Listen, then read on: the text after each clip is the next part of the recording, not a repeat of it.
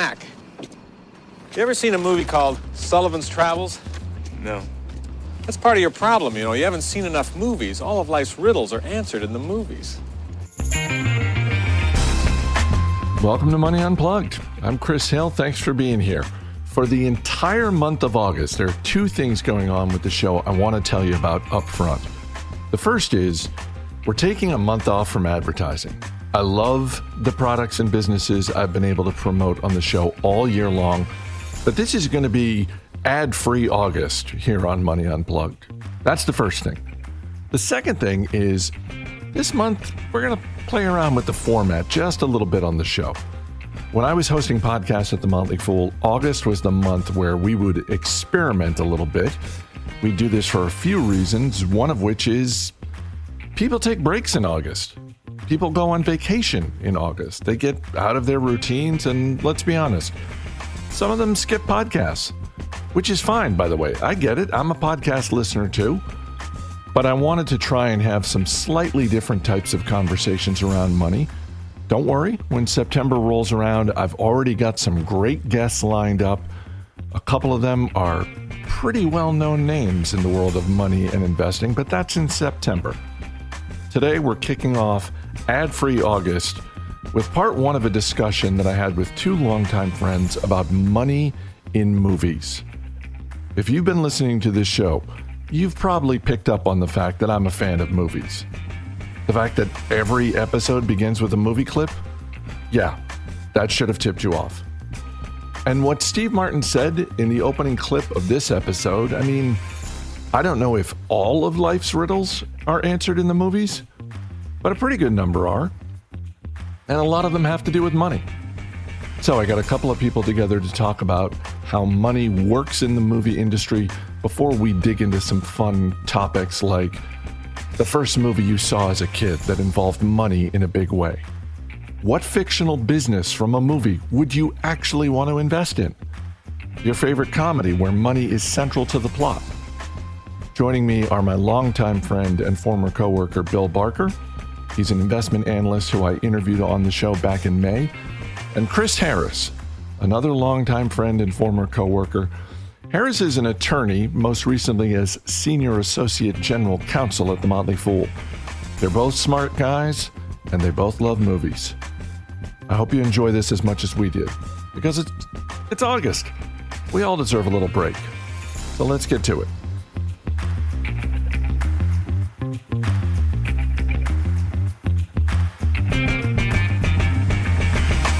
I both love and hate that money and the money of the movie industry is very much part of the everyday conversation. That box office receipts and how much people are paid, but really it's box office receipts and how much did the studio make, and is this a success? Is it, as opposed to, hey, is this movie good or not? Like when Sinners came out earlier this year and it got all these rave reviews, but then very quickly, Harris, it was like, oh, well, I don't know. Is it going to hit the $100 million? And again, I get why it's happening. It still kind of bothers me. The interesting thing about Sinners to me was less the will it hit the 100 million mark and more all the conversation about the director getting like the movie back after 25 years and then the way that his compensation was tied to it. Like, I think some of the conversation around movies and money is really a conversation about, is this a sustainable system for artists and creators and directors? Like, is there money going to the people doing this stuff, or is it all going to the corporations? So at some point when we're talking about like how well a movie does, I think we're also talking about like how well the people involved in making it are doing. But I agree with you that trying to judge movies based on, oh, well, is it a blockbuster or not? How many people were in the seats? Especially when you think about like the timing and the summer and the weekends, and it's just, it doesn't seem relevant to me as a watcher. Well, and Barker, I feel like there were conversations that we had back in the day on Market Foolery about publicly traded film companies, and often the conversation would come down to, how is this business not making more money? When you look at the box office receipts, like what are they spending? why are they spending? Like, why are there no controls in terms of how much they're spending on these movies and to market these movies? Because people are going to see them and they're hits. Well, that seems to be the other side of it, which is to explicitly look at something based on the money that you already know that it's made, which is a different issue than, hey, why do we always know and why do we think of movies as being successful or not based on what we learn almost immediately is going to be the box office. So the box office numbers are out sometime Saturday, right, for the opening weekend. And the movie's been open since Friday. And you not only know what it's going to make on Sunday, but pretty much the rest of its run now.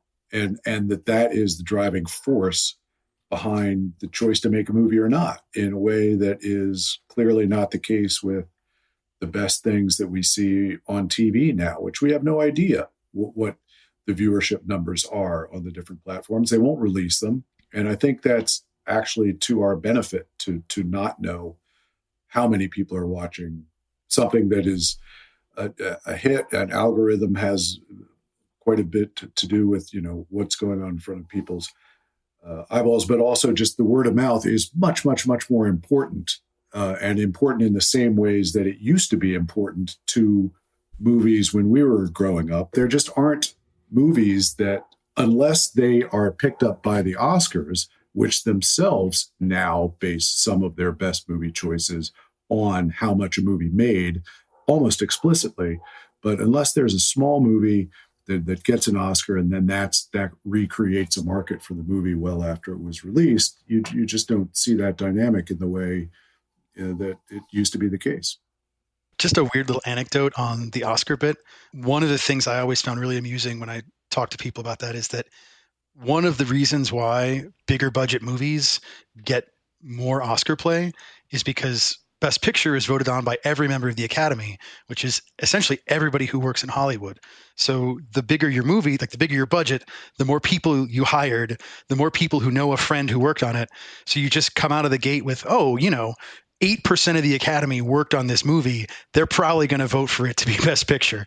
And it's harder to do when you only have a cast of, or a crew of like 40 people. Let's move on to some of the categories. And, as I typically begin these conversations with guests, it's in their childhood. So Harris, I'll start with you. What is the first movie you remember seeing that involved money in a big way? I think the first movie I remember seeing that involved money in a big way is also probably the second movie I remember seeing that wasn't an animated Disney movie, and that's The Sting. I think the first movie I saw that wasn't animated was Indiana Jones and the Raiders of the Lost Ark. And then that was so scary. Immediately after that, we watched The Sting. And I think I was like 4. You were 4? My dad really loved both movies and was so excited to show. And so we watched Indiana, and it was a really great movie until the end when he remembered the face melting scene. And then it's like, well, time to watch something else. So we watched The Sting, and I didn't understand it at all. But that music, my entire childhood, that was like one of the 6 VCRs that we would just put on. Oh, the interstitial music in the movie, the piano. Yeah, the piano bits. Yeah, the Sting is absolutely it for me too. And it wasn't just about the money. It was the way The Sting opened my eyes as a child to, people can con people out of money. They can do it in small ways. They can do it in big ways that take weeks to execute. This is a long con versus a short con. But it's such a great movie, and it holds up so well. And there's no face melting scene, so it's probably more. I don't know that I showed it to my kids when they were 4 or 5, but certainly when they were a little bit older and could start to follow the plot a little bit. Barker, what about you? Yeah, 4 is pretty tough to follow the plot of The Sting, I gotta say, unless you're extremely advanced. I think the answer to the question really would be Willy Wonka. That would have been the first movie didn't need time when I was born and all that. I mean, it's a big part of Charlie's journey and why, we focus on him and also some of the other kids along on the tour of the Chocolate Factory. So I think that it's about many things, as all these movies are, but money is, and you're introduced to a situation regarding the living standards of Charlie and his family that you don't expect at that age necessarily to be presented with a little dose of reality, or that's not reality, but I suppose it's in some form of that, and that sets up the whole movie and why you're rooting for him. Yeah, the fact that all four of his grandparents are sharing a single bed, that seems a bit much. I remember watching Willy Wonka and as a kid being like, well, this is all about getting access to the magical chocolate factory. And no, really, it's about like, my family all lives in one room with one bed. We would like to have more than that, please. Yes. Like he's approaching the chocolate factory not as a source of like infinite weird little minions who do everything you want, but like just a good dividend, like just enough to pay the bills, to get a house that's a bit bigger. And I guess the magical chocolate is how we pay the bills around here, Speaking of dividends, and Harris, I'll start with you again. Fictional businesses.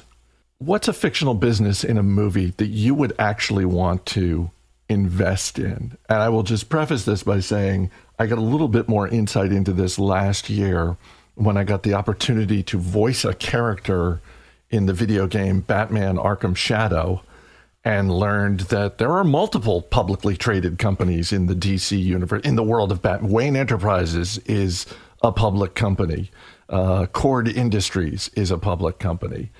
Certainly, if you want to stick in the superhero genre, Stark Industries, actually that's a plot point in the original Iron Man movie, that they stop selling weapons and it tanks the stock. So anyway, there's any number of businesses, public or private, I suppose, that you could invest in from the fictional world. But what would you put your money in? I'm super proud of this one. One, it's one of my favorite movies. This is a Pixar company. It started off, and this is not in the movie, this is in one of the director's cut specials you have to watch. It was originally a frozen yogurt company called Buy Yogurt. And it acquired the men's clothing company, Large Industries. And it became By and Large, which goes on to purchase everything on Earth and then lead everyone on Earth into space in the movie Wall-E. So from its humble yogurt beginnings to ultimately owning every government on Earth, every company on Earth, and what remains of the human race, I have to go with By and Large. That's an incredible backstory. I had no idea that existed. I mean, Wall-E's a great movie. I just remember, every time I watch it, I thought, oh, By and Large, it's basically Walmart plus Amazon plus every other major, it's basically the biggest retailer on the planet. I didn't know it started as a yogurt shop and men's clothing. In considering the choices, that including the comic book derived ones, as good as Wayne Enterprises is and Stark Industries, I think the one that makes the most money is LexCorp. I'm not sure that Lex Luthor actually shares his money with anybody.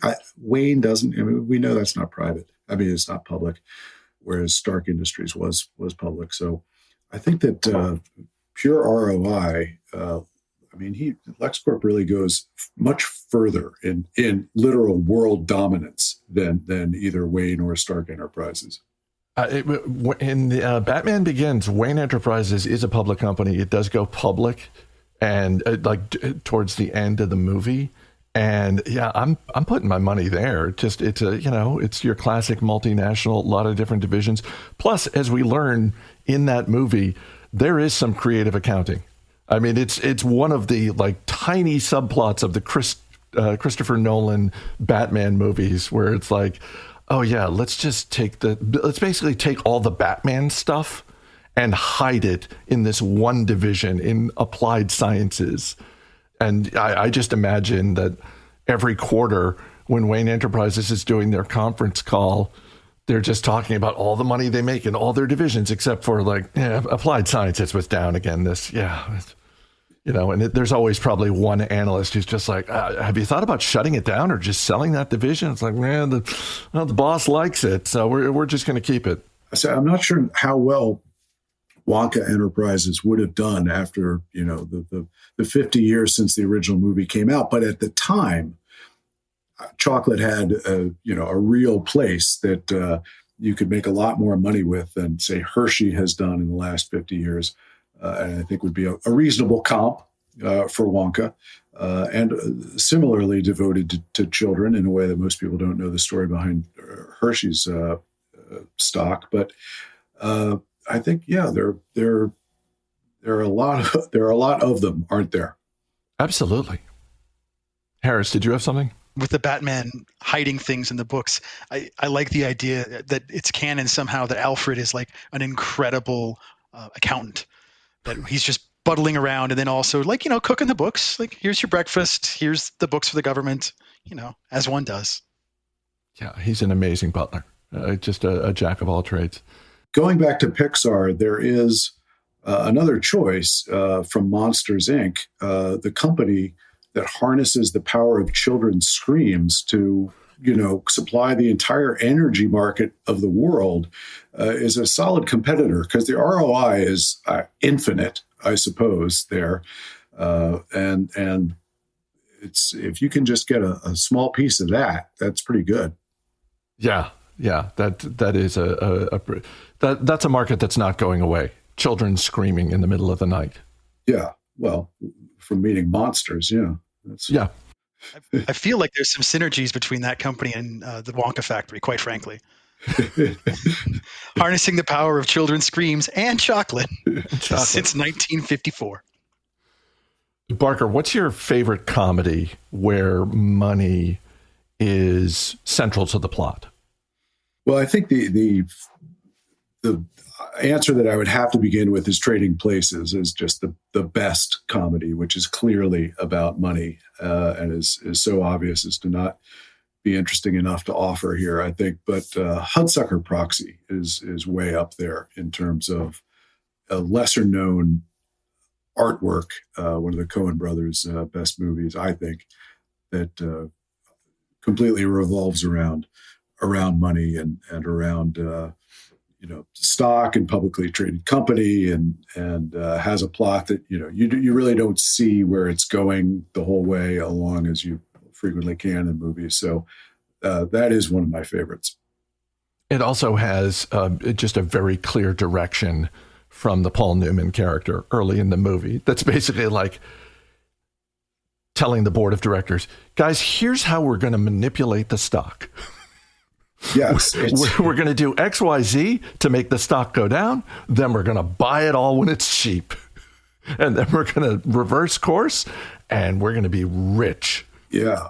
It was one of the better, explanations provided while still providing comedy while giving you all of the plot that you needed and had to be supplied with in order to follow along with the action that follows. Harris, what about you? I just thought of this one. Isn't the opening to Ghostbusters about how they're broke and need to find a job? Like, doesn't the entire movie come out of like, what are we going to do to make money? I guess we'll bust ghosts. And the only place you can afford is that old firehouse. And they're like, this is our job now because we just can't find any other work for out of work professors, I guess, or at least one professor. Yeah, they were professors at Columbia, I think. They're basically kicked out of the university, and Bill Murray convinces Dan Aykroyd to take out a third mortgage on his parents' house or something like that. And it's, yeah, you're right. For me, it's Midnight Run.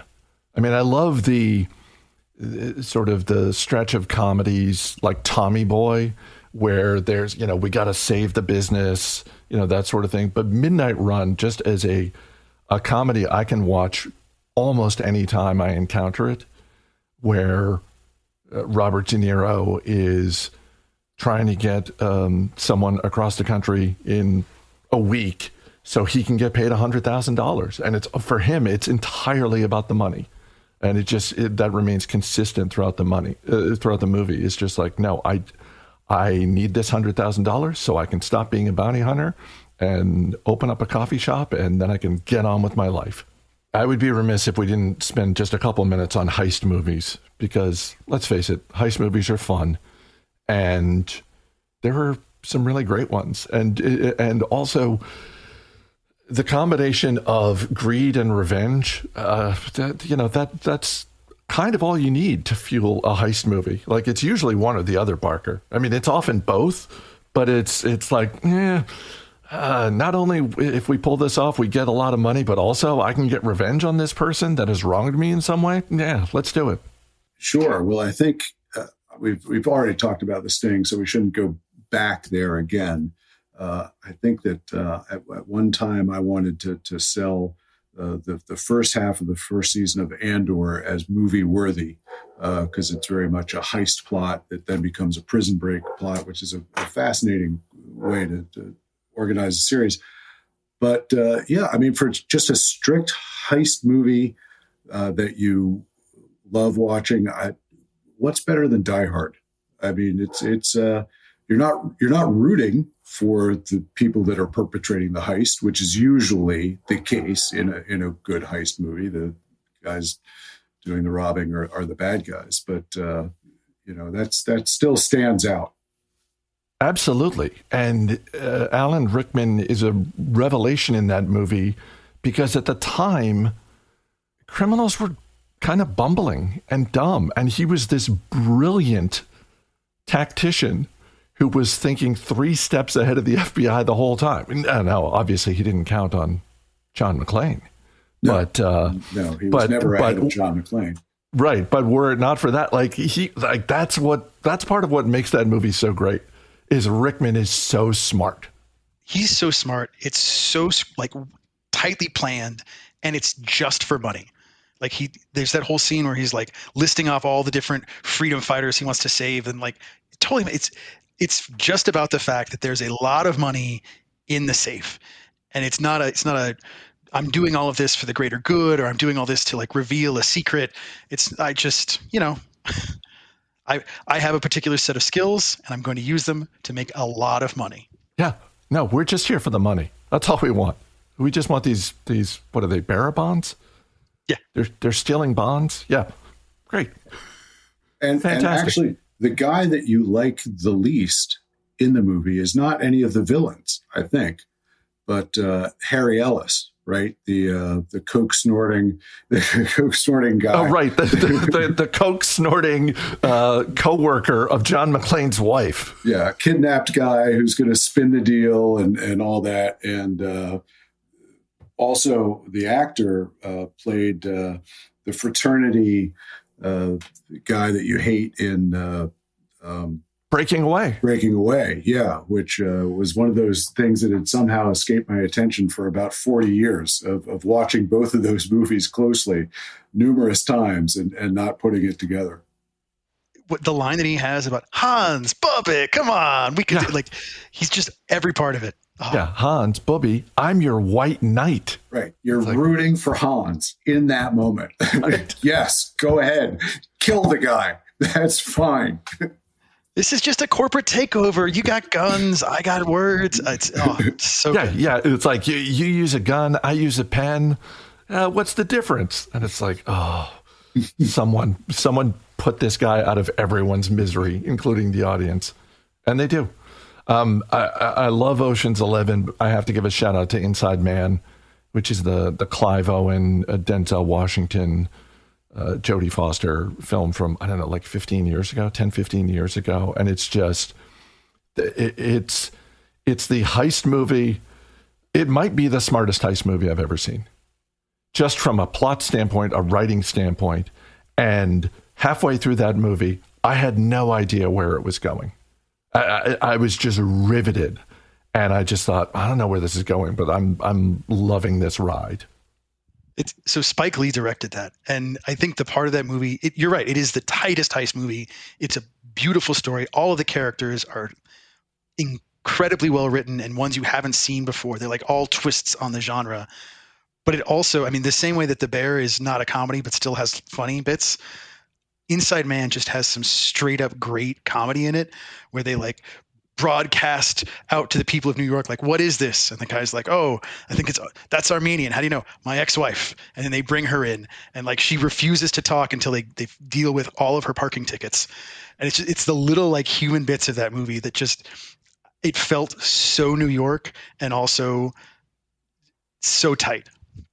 Yeah. And I'm assuming, and I haven't read anything about this. This is just my assumption. I'm assuming it was one of those movies and one of those scripts that was just seen as being so good that there were actors who were just like, I'll do anything in this movie. Because Willem Dafoe, Oscar-nominated actor Willem Dafoe, is in that movie, and he's like cop number 3. Like, he's in the van. He's in only a couple of scenes, but I'm sure he was just like, yes, put me in I'll do anything. You can pay me minimum wage. There you go. That was part 1 of our conversation. Next week, we'll have part 2, which includes things like our favorite movie quotes about money, movies that turned out to deliver amazing ROI for their investors, and a lot more. I'm Chris Hill. Thanks for listening. I'll see you next week.